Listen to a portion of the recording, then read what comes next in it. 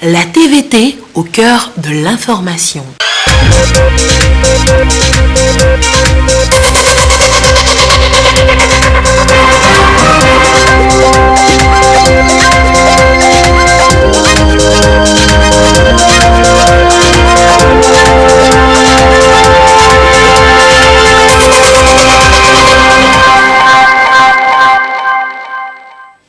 Bonsoir madame, bonsoir monsieur, merci de suivre le journal sur la télévision togolaise.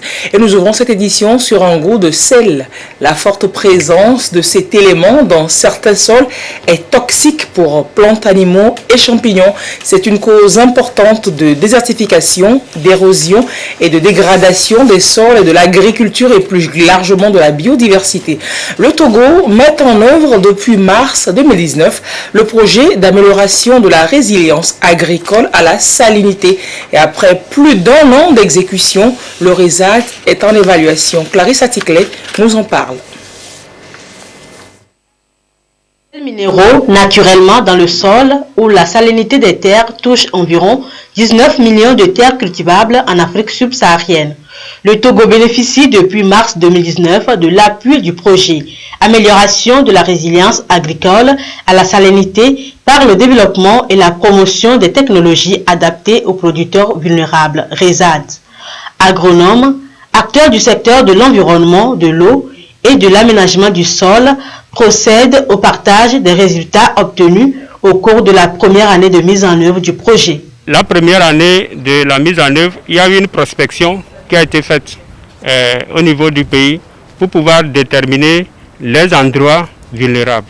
Et donc, on a identifié certains domaines où, après les tests, ont révélé qu'il y a un problème de salinité. Donc, ces zones étant identifiées, il y a eu des rencontres au niveau des populations qui vivent dans ces zones et nous avons obtenu des cultures qui sont tolérantes lorsqu'on veut les mettre en production de ces zones. Le dispositif que nous allons mettre à la disposition de ces populations ciblées, donc ça fait des résultats que nous voulons partager avec tous les acteurs pour que nous puissions voir dans la mise en œuvre concrète qu'est-ce que nous allons faire pour qu'on ne fasse pas un travail qui ne sera pas accepté après. La phase de prospection a été effectuée dans 9 villages avec 27 prélèvements de sol. L'analyse de ces sols a révélé des taux de salinité compris entre 2000 et 10 000 microéléments, ce qui est nettement supérieur à la normale qui est 2000. Pour contrer les effets néfastes de la salinité sur le revenu des producteurs agricoles, il y a donc nécessité de développer des technologies et pratiques agricoles basées sur l'utilisation des cultures adaptées aux zones salines afin d'accroître les rendements agricoles dans ces zones. Ce sont entre autres objectifs du projet RESAD initié par le Centre international pour l'agriculture biosaline et financé conjointement par le FIDA et la BADEA pour une durée de 4 ans. Et on va faire une immersion chez les bénéficiaires de ce projet RESAT, projet contre la salinité des sols et pour la promotion de la productivité agricole. Comment est-ce que sa mise en œuvre impacte-t-elle les activités des bénéficiaires? C'est un dossier toujours de Clarisse Atikle. Le Togo, à l'instar des autres pays côtiers de l'Afrique occidentale et orientale, est touché par la salinité des sols. Le phénomène est dû à l'intrusion d'eau de mer dans les sols des zones côtières. Il est dû aussi à l'altération de la roche-mère qui libère abondamment des sels minéraux dans le sol ou aux activités agricoles à cause des apports excessifs des intrants chimiques qui s'accumulent dans le sol. La mauvaise qualité des eaux d'irrigation peut également en être une cause. Conséquence, faible productivité agricole. La pénétration de l'eau de mer qui est saline fait que ces sols ne sont plus adaptés pour pouvoir produire toute culture que nous voulons. Et donc, les études ont montré qu'il y a certaines cultures qui peuvent être adaptées à ces zones salines. Et donc, il faut développer des techniques, des pratiques pour pouvoir les mettre à la disposition des producteurs qui sont vulnérables. Quand il y a problème de salinité, on n'est pas souvent conscient et ça devient une cause de toxicité aux cultures. Ça fait que quand il y a salinité, vous pouvez apporter tout le paquet technologique qu'il faut, mais vous n'aurez pas le rendement escompté. Et ça fait qu'à la fin, la productivité est très faible. Le projet Amélioration de la résilience agricole à la salinité par le développement et la promotion des technologies adaptées aux producteurs agricoles vulnérables, RESAD, est justement initié et mis en œuvre à travers l'Institut togolais de recherche agronomique ITRA. Ceci dans le but de soutenir la production agricole. Il préconise donc une migration vers les cultures tolérantes à la salinité. Nous avons un partenaire technique, le Centre international pour l'agriculture biosaline, qui est basé à Dubaï, aux Émirats arabes unis, avec qui nous travaillons. Eux, ils sont spécialisés dans les cultures qui sont tolérantes à la salinité. Et ils ont travaillé sur ça pendant des années. Et c'est ça qu'ils vont partager avec nous. Et ça fait que dans les zones où on remarque qu'il y a problème de salinité, on va pouvoir déployer ce parti technologique avec les cultures, les variétés qu'il faut et augmenter à la fin du projet la productivité au moins à 30% et le revenu des producteurs à au moins 20%. Les cultures tolérantes à la salinité seront déployées en tenant compte des habitudes alimentaires des populations. Si vous êtes dans une zone où il y a le problème de salinité, vous êtes obligé, vous consommez le maïs, le riz, vous êtes obligé de faire cette culture-là. Alors qu'il y a toute cette culture-là que nous déployons sur nos sols, il y a des variétés qui sont vraiment tolérantes à la salinité. Donc, il faut qu'on ait ces variétés-là et qu'on puisse les mettre en place. Et ceci va prendre en compte la consommation de la population. Ce n'est pas de nouvelles choses qu'on importe, mais on tient compte toujours de l'habitude alimentaire de la population. Et c'est par rapport à ça que nous sélectionnons les variétés des spéculations dont nous avons besoin ici au Togo. Au Togo, le problème de salinité touche les régions des savanes, de la centrale, la maritime et le long du fleuve Mono, d'après la carte de salinité réalisée par Télédétection. Carte réalisée par le Centre international pour l'agriculture biosaline. Dans le cadre du projet RESAD, le village de Ati à Pédokoué, dans la préfecture de Lavé, a été choisi pour abriter le hub de bonnes pratiques agricoles avec l'installation des essais de variétés de riz tolérantes à la salinité.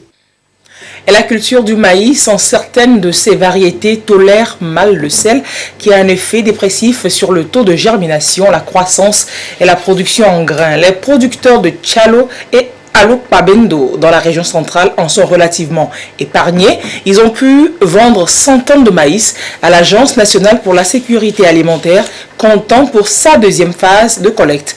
Voyons cela avec Désiré Aloé. Le programme national de développement reste un ambitieux programme du chef de l'État pour faire du Togo un pays émergent. La contribution passe aussi par la filière agricole, aujourd'hui très porteuse. Le dynamisme des producteurs a dégagé cette année plus de 10 000 tonnes d'excédents invendus pour cause du coronavirus. Le chef de l'État envoie l'ANSAT vers les magasins de stockage. Deuxième phase de collecte. Nous sommes aujourd'hui à l'étape de la région centrale où cette union de coopératives ont déclaré l'existence de 255 tonnes de maïs pour lesquelles ils éprouvent d'énormes difficultés d'écoulement. Et comme on l'a fait dans les autres régions aujourd'hui, on a cru bon d'être avec les paysans de la région centrale pour les rassurer de la décision que le chef de l'État a prise de dépêcher l'ANSAT sur le terrain pour ramasser ou collecter les stocks qui sont encore en souffrance dans leurs magasins avec comme objectif de les épuiser avant la fin de cette année pour permettre aux paysans d'entamer sereinement la campagne commerciale des produits qui sont attendus dans les mois à venir avec la saison 2021 qui se déroule très bien sur l'ensemble du territoire national. À Tchalo, dans Tchaoudjo, les producteurs de la coopérative Étoile du Centre cèdent à l'agence 50 tonnes de maïs pour constituer des stocks de réserve. Si le chef de l'État a pensé à nous en envoyant un SAT pour venir au secours des agriculteurs, c'est vraiment une reconnaissance à l'endroit des paysans et surtout ça témoigne du souci majeur du chef de l'État de soutenir l'agriculteur. Et aujourd'hui, c'est pour nous, c'est un devoir pour nous les agriculteurs de multiplier nos efforts pour répondre au programme national de développement pour le bien-être de la population togolaise. Même quantité de maïs de très bonne qualité collectée à Alokpabendo auprès de la coopérative Afrique de Village pour un total cumulé 16 millions de francs CFA. Avec l'ANSAT actuellement, nous avons pu avoir des comptes en banque. Avec ces comptes, alors nous faisons aisément des prêts et pour pouvoir acheter nos stocks aussi, on met directement l'argent sur nos comptes. Nous allons respecter plus les gestes barrières pour être en bonne santé et pouvoir continuer la production pour le bonheur du peuple togolais. Ce n'est pas le maïs seulement que nous faisons. Nous faisons par exemple le soja, l'anacarde, les ignames, par exemple les tubercules. Donc cela permet quand même de pouvoir vendre mieux. S'il y a par exemple un problème dans une spéculation en matière de commerce, alors on essaie de couler l'autre spéculation en espérant que le marché soit bon de l'autre côté. Ici et là, le directeur général de l'Agence nationale de sécurité alimentaire du Togo, dans le respect des gestes barrières, a échangé avec les producteurs sur les axes du nouveau cadre référentiel de développement. L'autre enjeu de la rencontre, les modalités de construction des stocks de sécurité. Toutes les coopératives qui travaillent avec l'ANSAT ont des comptes en banque, ce qui est une très bonne chose. C'est un résultat d'étape, mais le plus important, c'est justement cette nouvelle culture qu'ils doivent développer pour consolider leurs relations qu'ils sont en train de mettre en place avec les banques de la place, avec la nécessité d'abonder le compte que les paysans eux-mêmes ils ont ouvert dans toutes les banques. Ils doivent abonder les comptes avec les recettes qui sont générées dans les autres filières qu'ils promeuvent. Je peux citer par exemple l'anacarde ainsi que le coton, c'est une zone ouverte, sans oublier le soja et bien d'autres filières porteuses. Ceci pour donner plus de facilité aux paysans d'offrir les garanties suffisantes aux banques au fait de pouvoir lever d'énormes ressources financières qui sont dans nos banques, surtout avec l'appui du MIFA. Aujourd'hui, il est question de diversifier les productions agricoles. Le Togo ambitionne atteindre une croissance forte, durable, résiliente, inclusive et créatrice d'emplois. Et le mécanisme qui, depuis 2 ans au Togo, facilite l'accès durable à des services financiers adaptés aux petits exploitants, aux micro, petites et moyennes entreprises agricoles, augmente à 50 milliards de francs CFA son investissement cette année.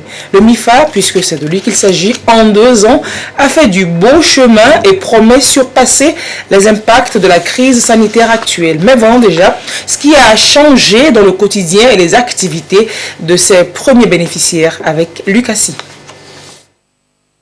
2 ans d'exercice déjà pour le mécanisme incitatif de financement agricole fondé sur le partage de risque MIFA-SA. Producteurs, agrégateurs, transformateurs, bref, des acteurs qui composent la chaîne de valeur agricole au Togo ont eu recours à ce mécanisme pour démarrer ou développer leurs activités.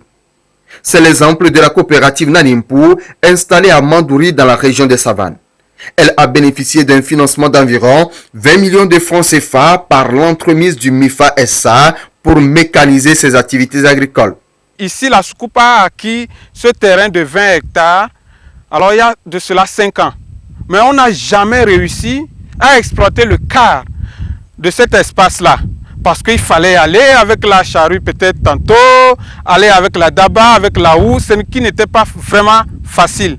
Et donc, lorsque MIFA nous a choisi de pouvoir nous donner ce tracteur-là, nous avons fait les 20 hectares et nous avons même complété avec des annexes qui vont jusqu'au-delà de 30 hectares aujourd'hui. Nous avons bénéficié d'un appui de 10 500 000 pour l'achat des matériels, 4 500 000 pour la construction et 6 millions pour l'achat des 2 fourgonnettes. Voici celle qui va faire la distribution. Et il y a une autre fourgonnette qui va nous transporter la matière première. De Lomé à Lokotigou, ou bien de Lokotigou à Lomé. Et on a bénéficié d'une ligne de crédit de 5 millions. Il va nous permettre de produire et Si on finit de payer les 5 millions, on reprendra encore pendant une année. Notre production a presque triplé. Donc ça, c'est un appui vraiment considérable à saluer.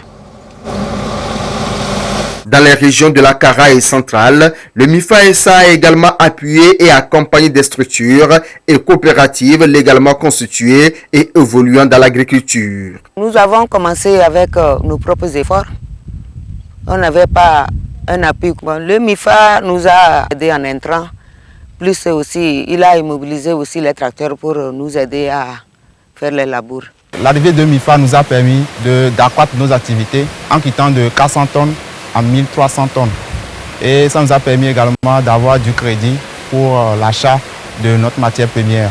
Donc du coup, on était à 400 tonnes et aujourd'hui nous sommes à 1300 tonnes pour un crédit de 230 millions. Le personnel a augmenté également. Nous étions à 10 employés et là nous sommes en moyenne 25 employés.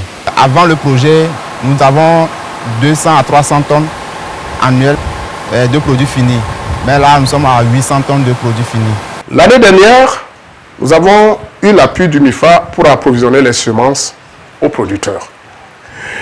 Et au moment de l'achat, avec l'appui du MIFA, nous avons bénéficié d'un financement d'un montant de 157 millions qui nous a permis d'aller collecter tout. Et je vous dis qu'aujourd'hui, on n'a pas d'impayé. L'interface qu'il joue, ça nous soulage. L'année dernière, on a exporté 750 tonnes. Cette année, nous comptons aller à 3000. Avant le EAD, on n'arrivait pas à produire beaucoup parce qu'on n'avait pas de bonnes semences.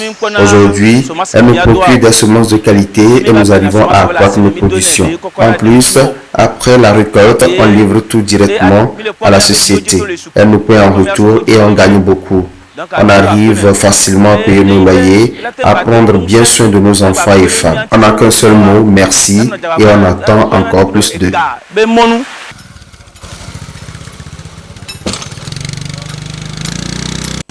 Koudio Yuissou est un modèle de réussite dans la filière élevage. De père à fils, il a appris les ficelles du métier. Avec sa coopérative, il a bénéficié d'un financement de 38 millions de francs CFA pour agrandir sa ferme et répondre à la demande sans cesse croissante. Grâce au financement de MIFA, nous avons pu bénéficier d'un appui et cela nous a permis d'augmenter notre capacité de production. On ne faisait pas assez de poulet de chair, on était à moins de 500 par mois, mais grâce au financement de MIFA, maintenant on peut sortir jusqu'à 4000. Et on envisage même dépasser cela. Donc ça a permis en fonds de roulement et puis ça a permis en équipement, en construction de 3 bâtiments supplémentaires. Rentrer en accord avec MIFA, ça veut dire que vous avez un acheteur et que vous êtes producteur et que vous avez un accord et MIFA vous appuie. MIFA nous a aidé par le biais d'une banque Sogimel. On a équipé nos trucs, le tricycle, augmentation des machines qu'on est en train de fabriquer. Nous voulons aller à 3000 litres par jour. C'est pourquoi on a demandé le tricycle pour pouvoir ramasser les matières premières dans d'autres coins, ajouter à ce qu'on nous livre.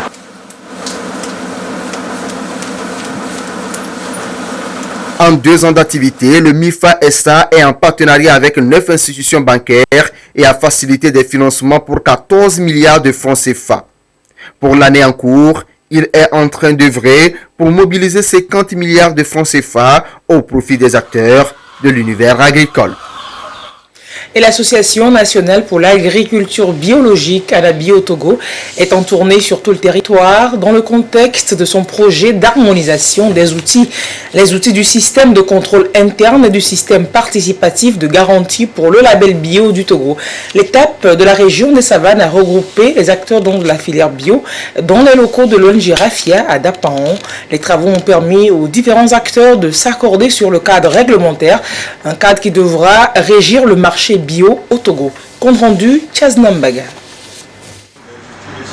L'Association nationale pour l'agriculture biologique au Togo revisite ici les normes et pratiques appliquées par les différents acteurs de la filière.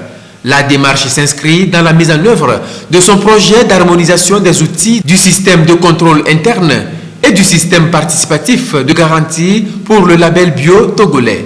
Il s'agit en premier lieu de pouvoir harmoniser tous les outils que tous les acteurs dans l'agriculture biologique aujourd'hui utilisent dans leur système de contrôle interne en vue de rendre performant en fait le système, parce qu'aujourd'hui le Togo, statistiquement, nous sommes un pays vraiment qui travaille sur la dynamique du développement de la filière biologique. Et donc nous sommes le deuxième pays africain en termes d'exportation des produits agricoles biologiques et nous sommes le premier pays au niveau de la sous-région en tant que fournisseur de produits agricoles biologiques. Et donc il est très important qu'on puisse rendre performant ce que nous sommes en train de faire. Le second volet, il s'agit également de mettre en place ce que nous appelons une norme ou bien cahier de charge sur l'agriculture biologique au Togo.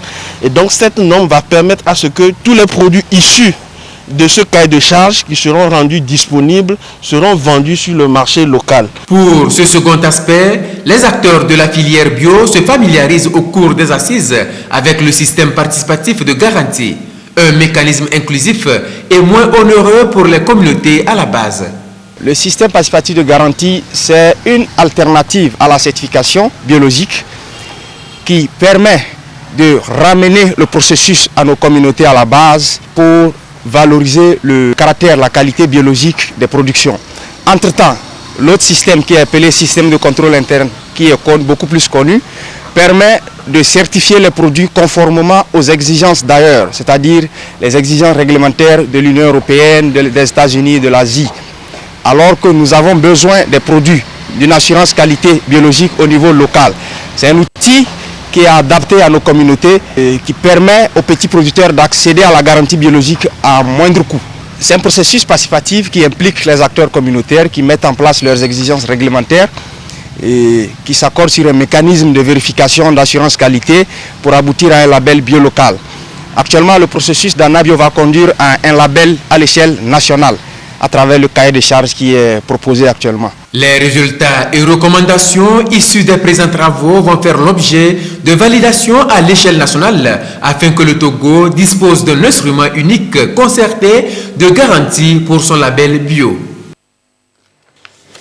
Et on va faire le point de la pandémie à coronavirus au Togo. À ce jour, dimanche 26 juillet 2020, la situation de la maladie à coronavirus au Togo se présente comme suit.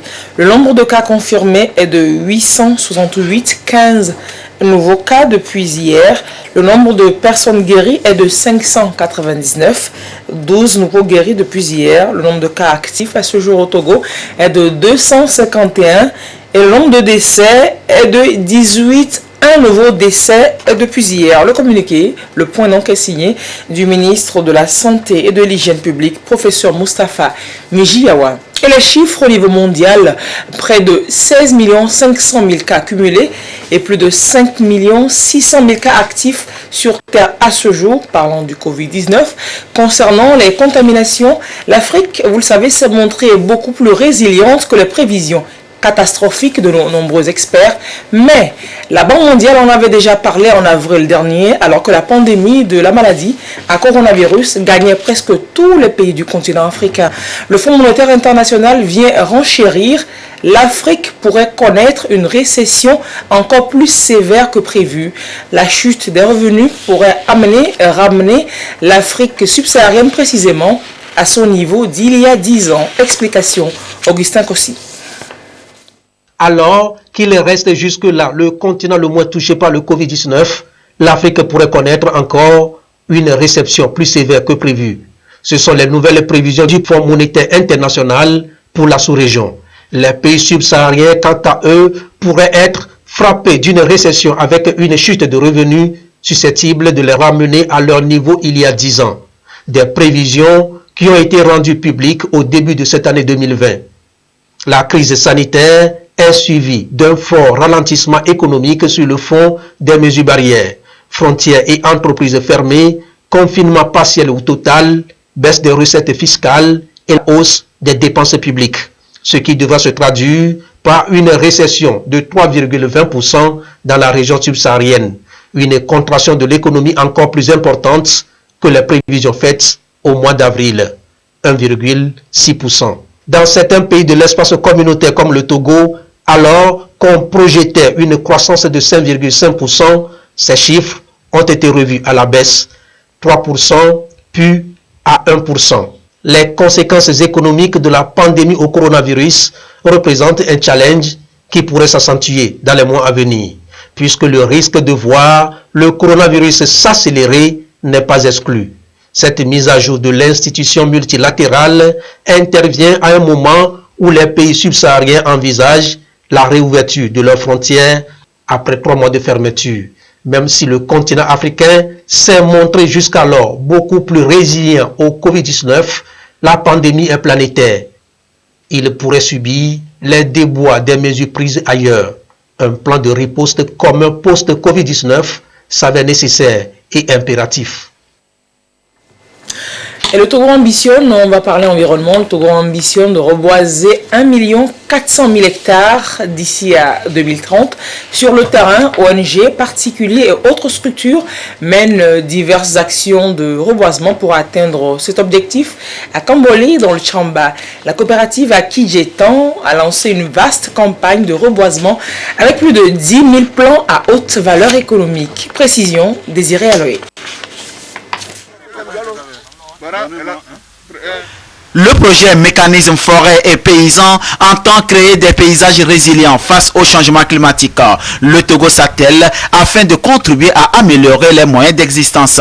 Les organisations de producteurs forestiers et agricoles sur le terrain sont fortement engagées dans le reboisement. La coopérative Akidjetan à Kaboli est en action. Elle lance officiellement la mise en terre des espèces à haute valeur économique Néré Carité. Nous avons mobilisé avec la FAO 10 000 plants que nous allons reboiser pour augmenter l'intensité de la forêt Ibo Sabi. Nous allons commencer la mise en terre des plants et nous aurons à mettre 10 000 plants pour augmenter l'intensité de cette forêt. Donc la superficie que Akidjetan va reboiser ici, ça va dans les environs de 10 hectares. C'est des plants à valeur économique.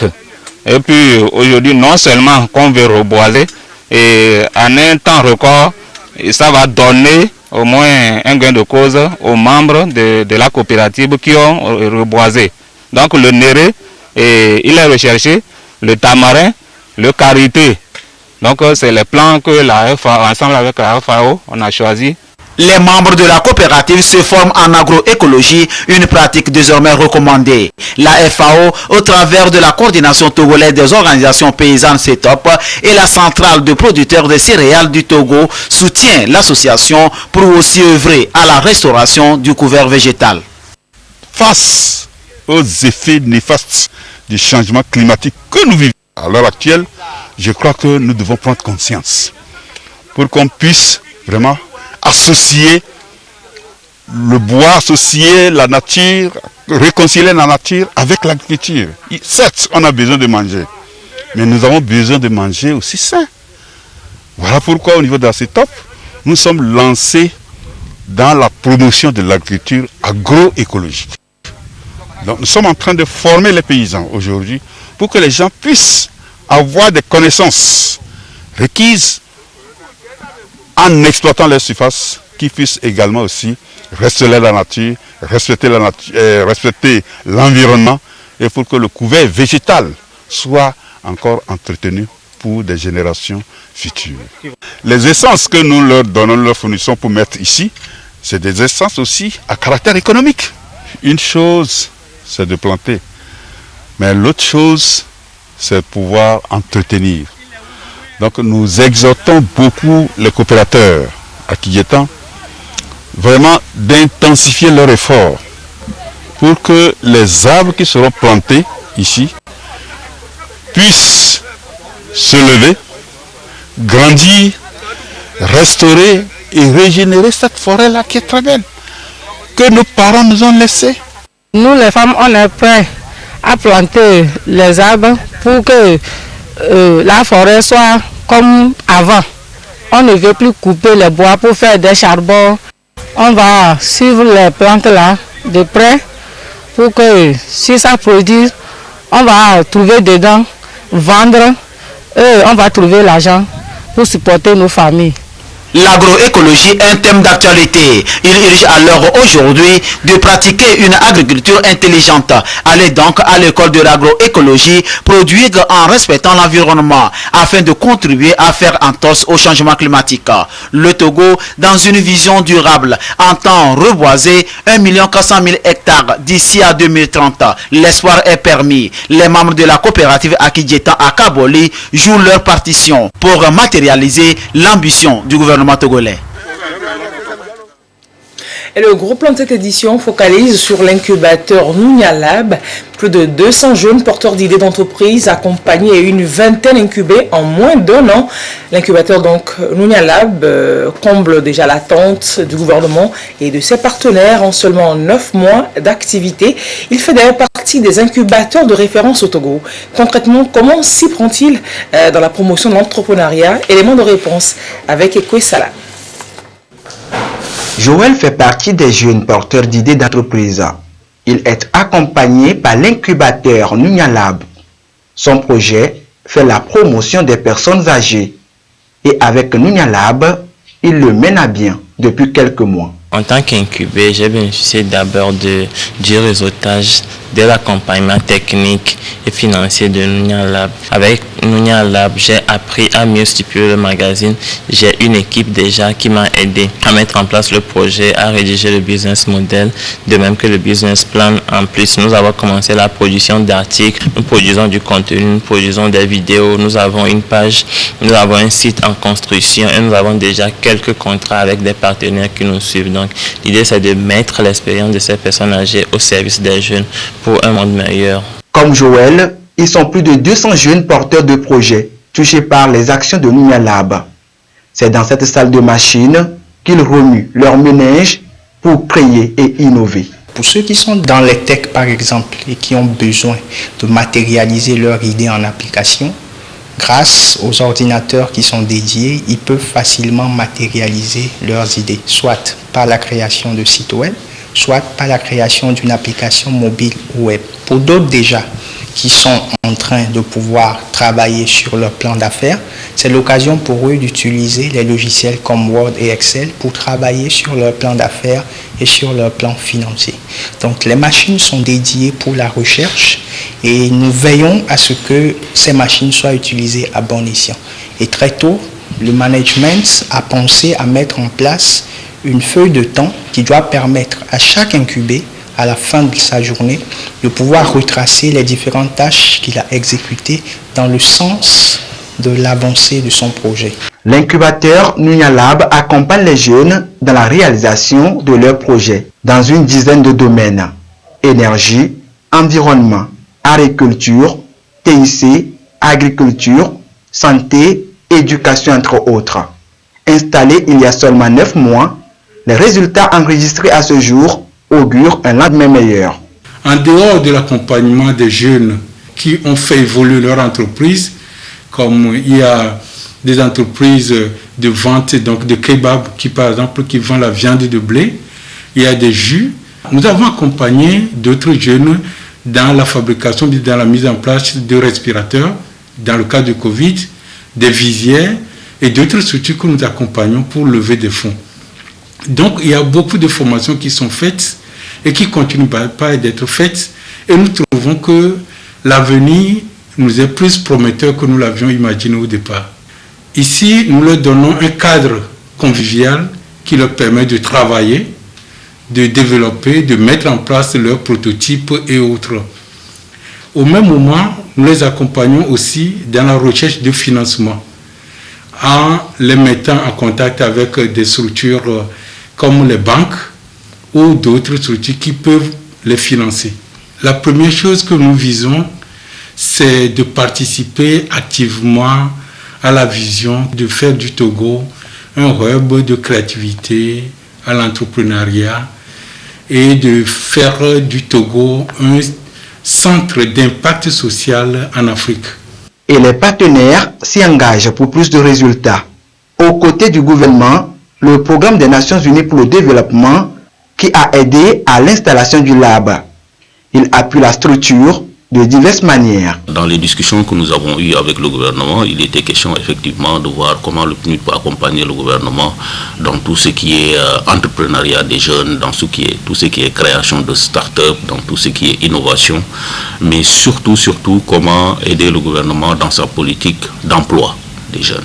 Créer une plateforme qui va permettre aux jeunes de pouvoir s'exprimer, de pouvoir présenter des idées, de pouvoir avoir l'assistance qu'il faut pour pouvoir porter ces idées en projet qui viendrait certainement à maturité et quelque chose d'assez important. Donc c'est pour ça que le PNUD, dès le début, n'a pas hésité à accompagner le ministère, à accompagner le gouvernement et le FAEJ à mettre en place cet incubateur. Nous continuons toujours à discuter avec le FAEJ, avec le ministère, pour voir comment on peut continuer à renforcer les capacités du Nunya Lab, aussi bien à Lomé que les autres Nunya Lab que nous allons créer à l'intérieur du pays. Donc nous sommes dans ce partenariat-là encore pour longtemps. Et je suis sûr qu'au fur et à mesure, on va faire des choses beaucoup plus importantes. Nous voulons que les ressources du PNUD soient affectées à des actions concrètes sur lesquelles on peut mettre du doigt. Le FAEJ est aujourd'hui le partenaire technique de Nunya Lab.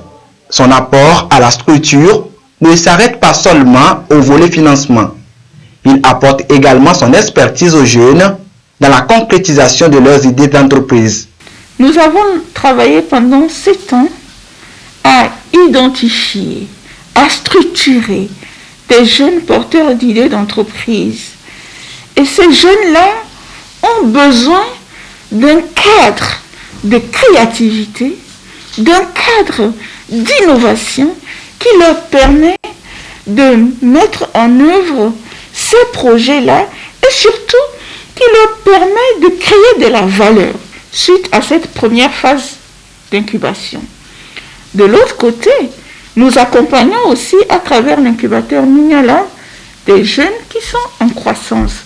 Le Nunya Lab, c'est le bras opérationnel du FAEJ. Nous encadrons donc le Nunya Lab par un apport financier, par un apport technique. Ce n'est pas de manière isolée que le Nunya Lab et le FAEJ travaillent, mais nous travaillons dans une vision partagée à la réalisation d'une unique solution. La création de valeur économique et sociale, c'est-à-dire de l'emploi pour nos jeunes, des solutions pour les communautés et faire de notre pays un hub d'innovation.